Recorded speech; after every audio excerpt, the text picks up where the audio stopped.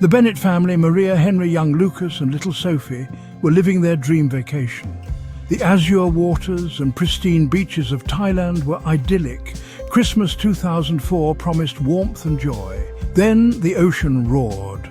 A monstrous wave, taller than any building, crashed down on the shore. Paradise transformed into a churning inferno of water, debris and screams. I was swept away from my family, the force of the water relentless. I clung to debris, my leg throbbing in agony, a compound fracture.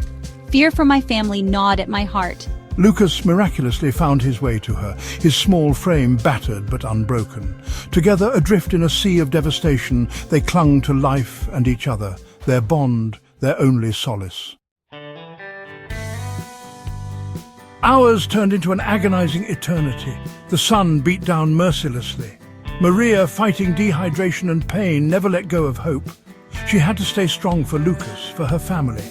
They encountered others, some injured, some dazed, all united by shock and fear. We met a young man named Daniel, his arm broken. Despite my own injuries, I used my skills to help him.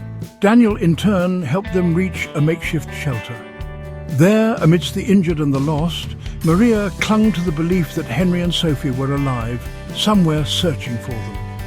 The bond of family, invisible yet unbreakable, gave her strength. The human spirit, she realized, could endure even the most unimaginable horrors. Henry, separated from his family by the sheer force of the wave, was driven by a primal fear he had never known. He searched frantically for any sign of Maria, Lucas and Sophie. He found Sophie, miraculously safe, clinging to a palm tree. Relief washed over him, only to be replaced by a renewed desperation to find the rest of his family. I hugged Sophie tightly, her face buried in my shoulder, but I couldn't stop. I had to find Maria and Lucas. He met Karl, a German tourist who had lost his wife in the chaos.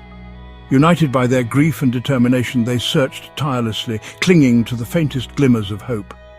Every passing hour felt like an eternity, yet Henry refused to give up.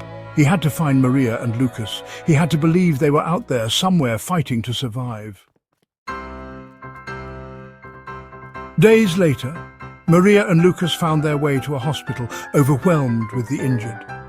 The chaos was unbearable, the air thick with the scent of antiseptic and despair.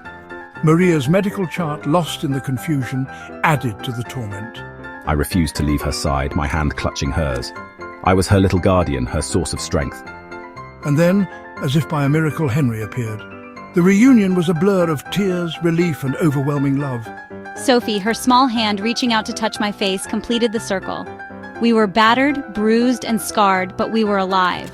They would fly to Singapore, to heal, to rebuild. The tsunami had taken so much, but it could never break the unbreakable bond of family.